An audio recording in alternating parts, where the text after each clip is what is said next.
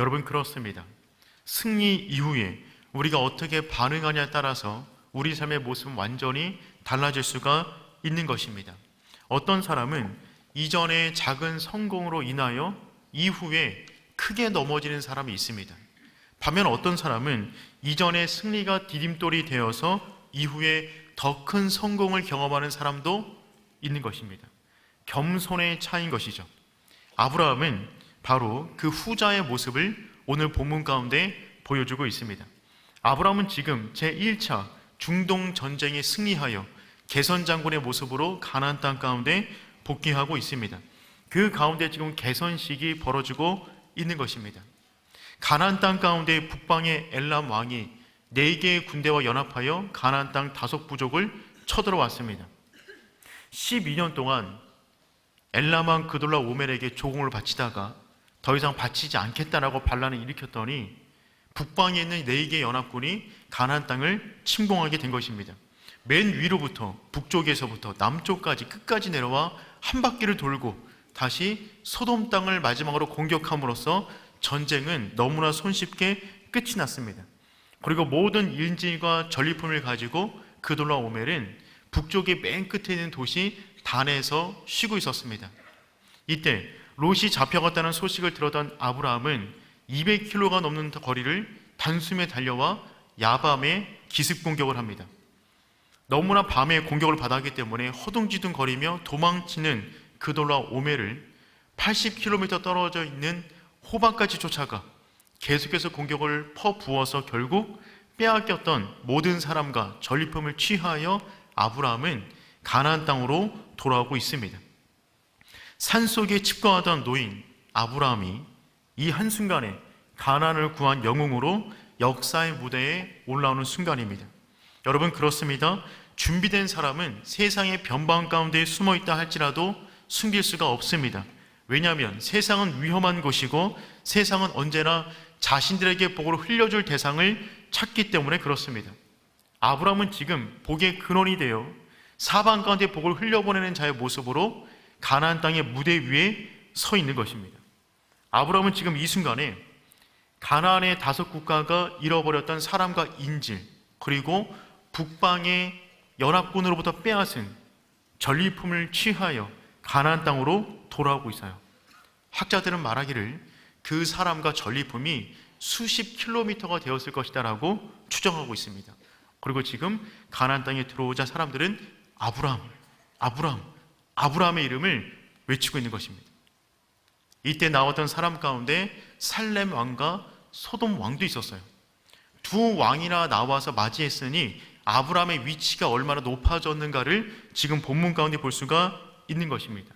그런데 이 살렘 왕과 소돔 왕은 양극단의 인물이었습니다. 세상은 그런 것 같습니다. 우리가 조금만 잘 나가면 우리를 찾아오는 사람들이 많아집니다. 그때 우리는 지혜롭게 관계를 맺어야 되는 것이죠. 그 관계를 통하여 우리가 하나님과 더 가까워지는 만남이 있고요, 그 관계를 통하여 하나님과 멀어지는 만남이 있을 것입니다. 오늘 찾아오던 두 왕은 그와 같은 모습을 보여주는 대표적인 두 사람이 됩니다. 그런데 오늘 아브라함은 이 두 왕과의 만남을 통하여 그의 믿음이 한층 높아지고 더욱더 단단해지는 모습을 보여주고 있어요. 그래서 오늘 본문 전체 가운데 아브라함의 믿음을 한마디로 정리하면 이렇게 정리할 수 있을 것입니다. 하나님께 yes, 세상에 대하여 no. 이것이 오늘 본문 가운데 보여주는 아브라함의 믿음의 한 문장인데, 우리 역시 본문의 말씀을 통하여 이 세상을 살아가는 우리의 믿음이 이처럼 명확해지는 저와 여러분 되기를 축복합니다. 하나님께 대하여 yes, 세상에 대하여 no. 예스와 노가 분명한, 선명한 믿음의 사람 되기를 축복합니다. 첫 번째, 아브라함은 살렘 멜기세덱과 만남을 갖습니다. 그와 대화를 진행해 나갑니다. 18절 말씀 우리 함께 읽어보겠습니다. 살렘 왕 멜기세덱이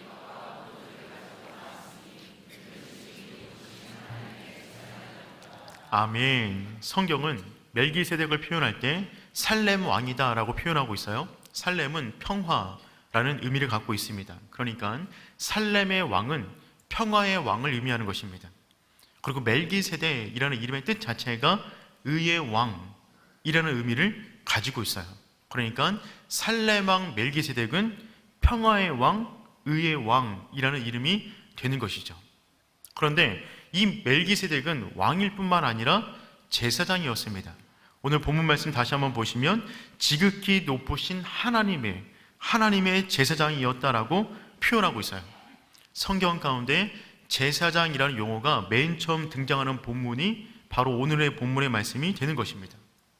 그러니까 정리해보면 멜기세덱은 왕이면서 하나님의 제사장이었어요.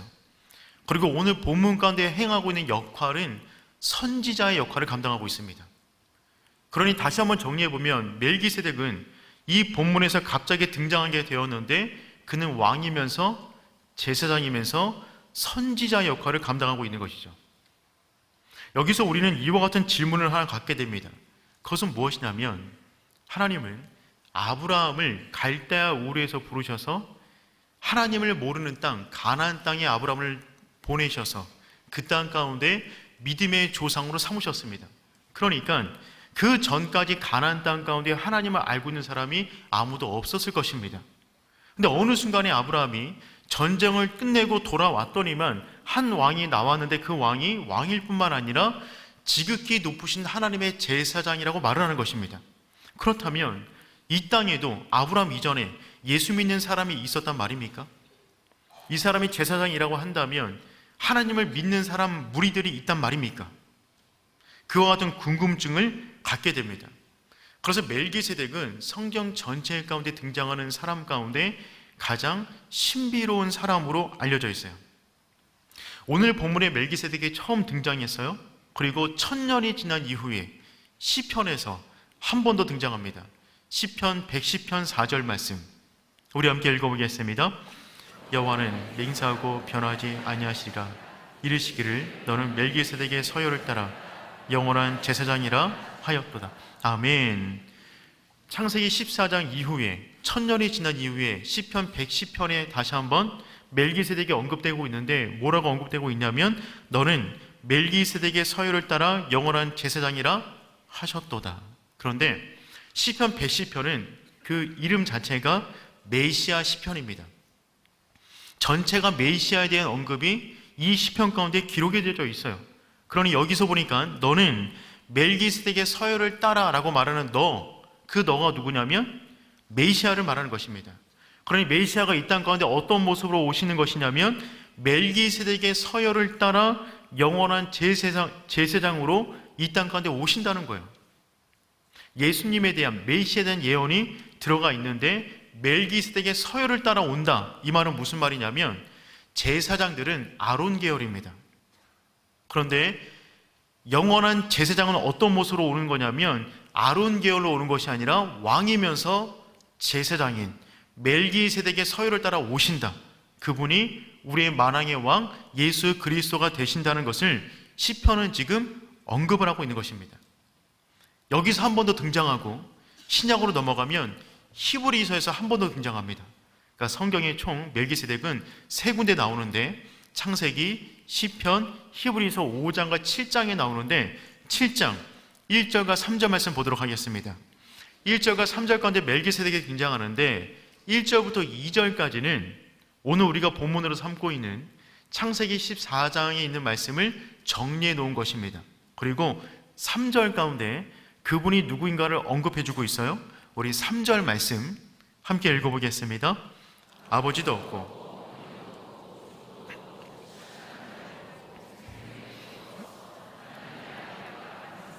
항상 제사장으로 있느니라. 아멘. 그 멜기세덱을 설명하고 있는데 그분에게 없는 것들을 설명하고 있습니다. 그 없는 것이 무엇이냐면 아버지가 없고 어머니가 없고 족보가 없고 시작이 없고 끝이 없다. 사람이라면 이 5가지는 다 있습니다. 그런데 멜기세덱 그분은 없다. 이 말은 무슨 말이냐면 그분은 사람이 아니라 메시아, 우리의 영원한 제사장이다는 것을 표현하고 있는 것입니다. 그러니 이 멜기세덱은 누구냐면 예수 그리스도 오실 성육식 하신 예수 그리스도의 예표로서 보여주고 있는 그림자와 같은 존재가 멜기세덱이 되는 것입니다. 예수 그리스도가 이 땅 가운데 오시기 전에, 이스라엘이라는 나라가 만들어지기 전에, 이스라엘에게 율법이 주어지기 전부터 예수 그리스도는 우리 인생 가운데 영원한 제사장이 되신다는 것을 지금 창세기 14장의 모습에서 보여주고 있는 것입니다.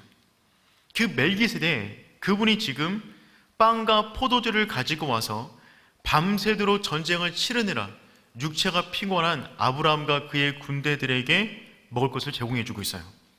그런 다음에 그 이후에 아브라함을 온 마음 다해 축복합니다. 이 축복의 내용이 너무나 중요합니다. 19절 말씀 함께 읽겠습니다. 그가 아브라함에게 축복하여 이르되 천재 주제이시오 지극히 높으신 하나님이여 아브라함에게 복을 주옵소서. 아멘. 멜기세덱이 지금 아브라함을 축복해 주고 있는데, 그 축복의 내용을 가만히 보면 실은 아브라함의 이름을 높이는 것이 아니라 하나님의 이름을 높이고 있어요. 그래서 하나님의 이름을 길게 말하고 있습니다. 천지의 주제이시오 지극히 높으신 하나님이여 아브라함에게 복을 주옵소서. 지금 아브라함의 승리를 기념하는 개선식을 진행하고 있는데, 모든 사람이 아브라함 그 이름을 부르고 있는데, 멜기세덱이 등장해서 지금 그 순간 가운데 한 번도 들어보지 못한 천지의 주제이시오 지극히 높으신 하나님을 외치고 있어요. 이 단어를 원어로 보면 하나의 단어인 엘리온이라고 표현해 놓았습니다. 엘리온이여 라고 지금 표현하고 있는 것입니다. 마치 로마의 개선 장군이 개선식을 위하여 들어오고 있는데, 모든 사람들이 그 장군의 이름을 부르는 현장 가운데 한 종이 그 뒤에서 메멘토모리를 외쳤듯이, 지금 모든 사람이 아브라함의 이름을 외치고 있는 그 현장 가운데 멜기세덱이 등장하여 엘리온 그 이름을 지금 외치고 있는 것입니다. 그 이름의 뜻은 무엇이냐면 지극히 높으신 하나님, 엘리온의 하나님, 그 이름을 지금 사람들 앞에서 외치고 있는 거예요. 하나님의 이름이 여러 가지가 있는데 그 가운데 엘리온의 하나님이 오늘 본문 가운데 맨 처음 등장을 하고 있습니다. 그러니 지금 멜기세덱은 뭘 말하고 있는 것이냐면, 너희들이 지금 외치고 있는 아브라함이 승리를 얻은 것이 아니라 지극히 높으신 하나님, 천지의 주제신 하나님께서 아브라함 가운데 승리를 주셨다는 것을 지금 멜기세덱이 선포하고 있는 것입니다. 여러분, 그렇습니다. 우리들의 모든 승리는 우리의 승리가 아니라 하나님의 승리가 되는 줄 믿습니다. 지금 이 순간 가운데 멜기세덱은 온 사람들로 하여금, 그리고 아브라함으로 하여금 아브라함을 기억에 남기도록 만드는 것이 아니라 엘리온의 하나님을 기억하라고 선포하고 있는 것입니다. 승리에 도취하지 말라는 것입니다. 너가 한 일이 아니라는 것입니다. 하나님께 집중하라는 것입니다. 사랑하는 성도 여러분, 이런 사람들이 여러분의 주변에 많아지기를 축복합니다. 우리 인생에 찾아오는 수많은 사람들이 있을 것입니다. 그때 내 이름에, 내 인생에 집중하도록 만드는 사람, 그 사람이 아닌 나로 하여금 하나님을 기억하게 만드는 사람, 엘리온의 하나님, 지극히 높으신 하나님을 기억하게 만드는 그 사람이 여러분 주변 가운데 많아지기를 축복합니다. 그 하나님이 아브라함에게 승리를 주셨어요. 20절 말씀 우리 함께 읽어보겠습니다. 너희 대적을 내 손에 붙이신 지극히 높으신 하나님을 찬송할지로다 하매. 아멘. 지금 멜기세덱이 말을 하고 있는 것입니다. 너희 대적을 내 손에 붙이신 하나님께서 대적을 너 손에 붙여 주셨다는 것입니다. 손에 붙여 주셨다라고 하는 붙이신 이 단어는 밑게인이라는 단어입니다. 이 밑게인이라는 단어는 어떤 의미냐면 위협으로부터 피할 길이 없도록 애워싸다 라고 하는 의미를 갖고 있어요.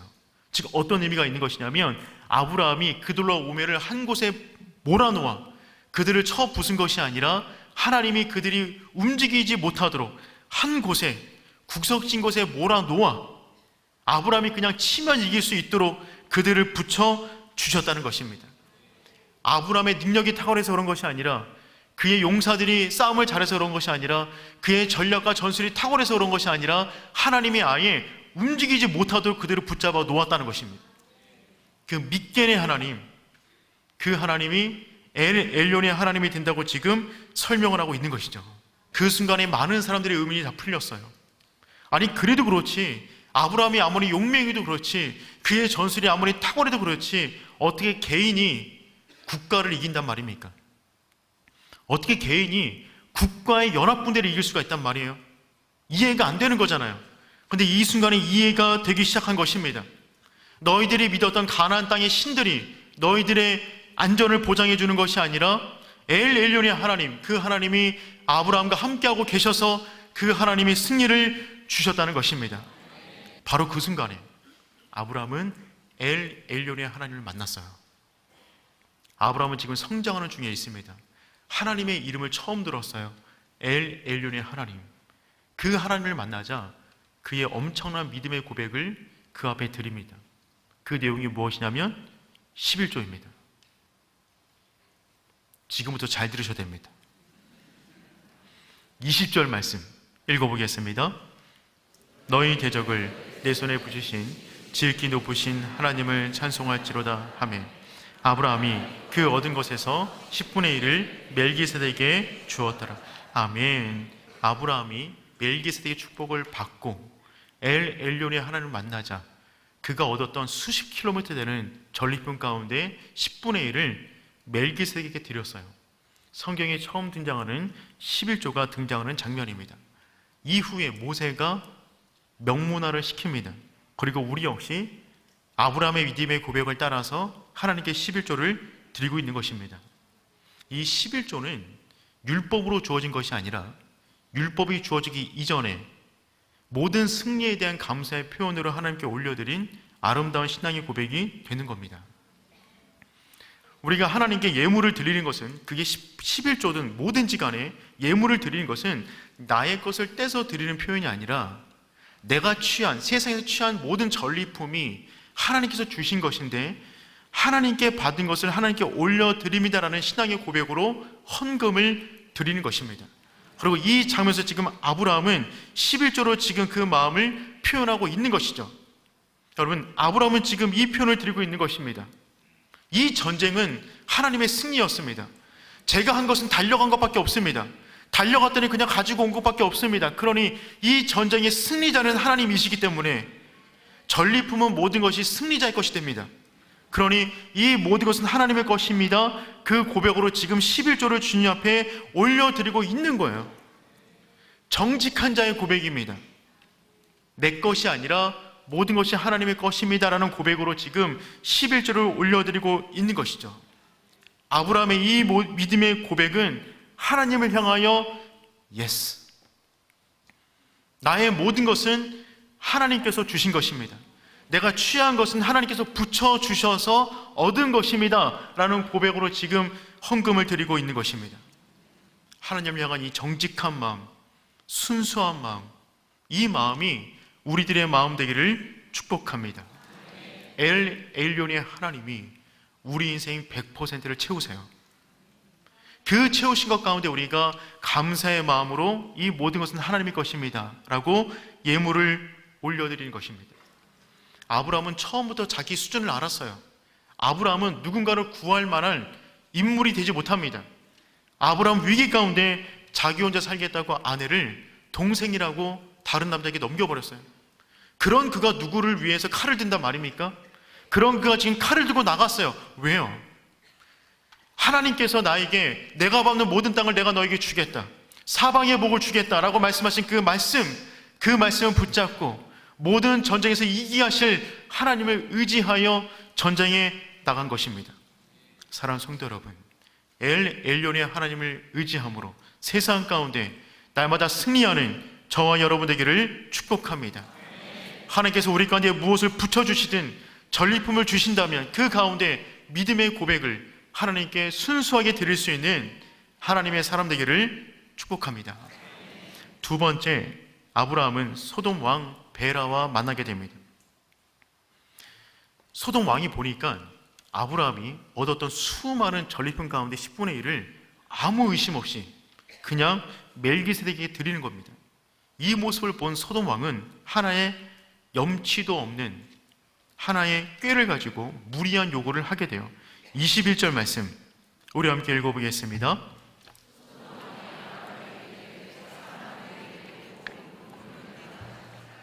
소돔 왕은 염치가 없는 왕입니다. 이 왕의 이름은 이전에 보면 베라라고 되어 있는데, 베라란 악의 자녀라는 이름의 뜻이 됩니다. 이 사람은 전쟁이 벌어졌을 때 역청구동에 빠졌어요. 너무 창피했어요. 군사들이 다 도망갔습니다.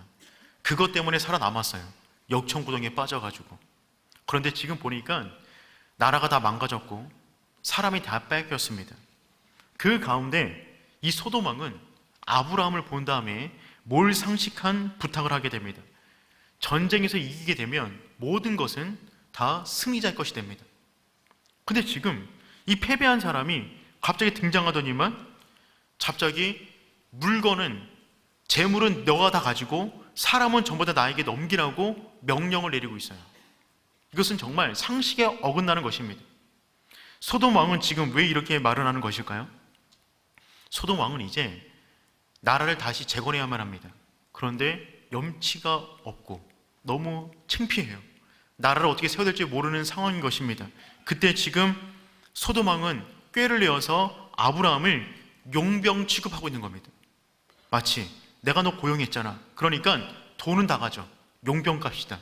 그런데 사람은 나에게 건네 라고 지금 명령적으로 말을 하면서 허세를 떨고 있는 것입니다. 이때 아브라함은 단호하게 이처럼 말을 합니다. 23절 말씀 읽어보겠습니다. 내 말이 내가 아브라함으로 치부하게 하였다 할까 하여 내가 속한 것은 실한 오락이라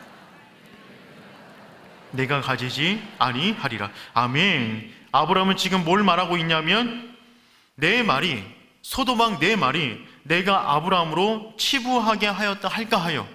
치부하다라는 말은 무슨 말이냐면 부자로 만들다는 뜻입니다. 소돔 왕 내가 나에게 물질을 주어 아브라함이 부자가 됐다라는 소문이 날까 하여 내게 속한 것은 실한 오락이라도 내가 취하지 않겠다는 것입니다. 지금 뭘 말하고 있는 것이냐면 나는 너와 계약하지 않겠다는 것입니다.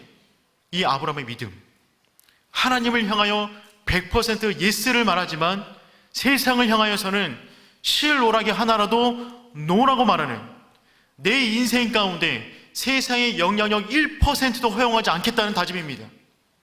사랑하는 성도 여러분, 세상을 향하여 이 예스와 노가 분명한 하나님의 사람 되기를 축복합니다. 물질적으로 보자면, 돈만 따지자면 멜기세덱에게 10분의 1을 드렸습니다. 그리고 소돔 왕에게 굴을 줍니다. 그렇다면 누구에게 더 많이 바친 겁니까? 소돔 왕에게 돈으로만 보자면 그렇지만 실은 그렇지가 않아요. 그 전부를 하나님께 드린 것입니다. 10분의 1을 드릴 때부터 전부가 하나님의 것입니다라는 고백을 드렸어요. 더군다나 이 굴을 왜 주는 것이냐면, 내 인생을 100% 하나님이 채우셨는데 너가 감히 그 가운데 숟가락을 얹으려고 그래? 그럴 수가 없어. 다 가져가. 이거 중요한 것이 아니야. 하나님이 내 인생 채우셨어. 그 말만 남기게 하기 위하여 전부를 써버리는 겁니다. 그러니 그 전부가 하나님께 드려지는 것이죠. 너무나 멋지지 않나요? 이 멋진 성도를 어디 가면 또 볼 수 있을까요? 이곳에서 많이 볼 수 있는 복된 교회 되기를 축복합니다.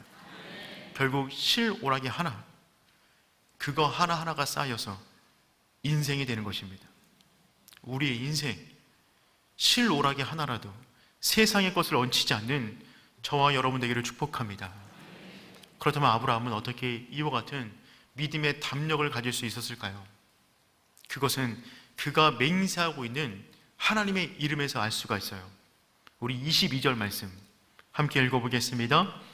아브라함이 천지의 주제이시오 지극히 높으신 하나님 여호와께 내가 손을 들어 맹세하노니. 아멘. 지금 아브라함이 소돔 앞에서 손을 들어 맹세하고 있어요. 그런데 맹세하는 이름을 보세요. 그 이름이 뭐냐면 천지의 주제이시오 지극히 높으신 하나님, 엘ион의 하나님의 이름으로 지금 맹세를 하고 있어요.